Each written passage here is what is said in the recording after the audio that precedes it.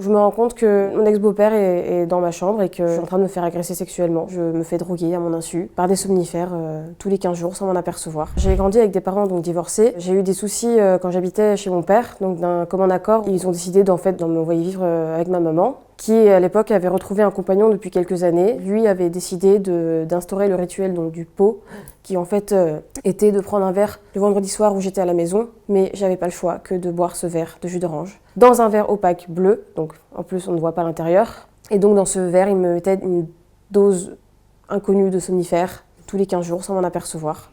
Et cette période, ça a duré je pense 1 an. Et donc il m'a servi ce fameux verre que j'ai bu. Je m'endors comme d'habitude dans mon lit, sauf que là, étrangement, je me réveille dans la nuit, dans un état, on va dire, un peu vaseux. C'est là que j'ai, on va dire, 15 secondes de demi-conscience à peine, où je me rends compte que mon ex-beau-père est dans ma chambre et que je suis en train de me faire agresser sexuellement. Et je peux rien faire, je peux pas bouger, de par la dose des médicaments, je me rendors instantanément en fait. Beaucoup plus tard dans la nuit, tôt le matin, on va dire, j'ai pas vraiment d'heure, je me réveille vraiment. Je me souviens de ce qui s'est passé et que là, en fait, ce qui s'est passé, c'est grave.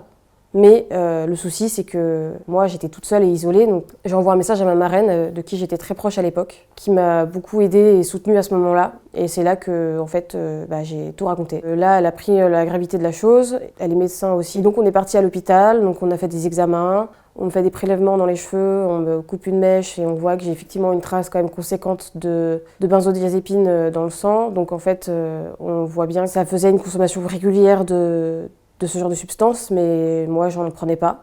Donc là, j'ai eu plein d'interrogatoires, j'ai été interrogée par la gendarmerie, et c'est là que j'ai fini par comprendre en fait qu'il y a eu plein d'indices qui, une fois mis bout à bout, me laissaient comprendre que c'était pas la première fois. Quand on se rend compte de ça, en fait, la vie, elle bascule parce que la famille, ça éclate. Donc là, je rentre dans un conflit avec ma mère, parce que ma mère ne me croit plus, ma mère est contre moi, elle le croit lui.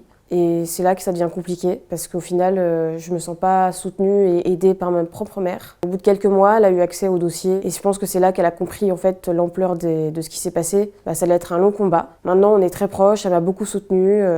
J'ai eu quand même 10 ans de procédure judiciaire pour être reconnue victime de soumission chimique.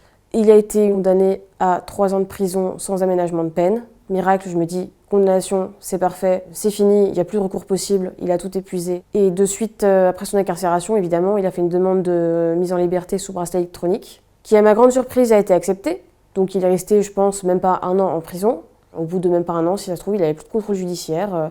La vie est belle, tout va bien, il vit une vie normale, comme ça.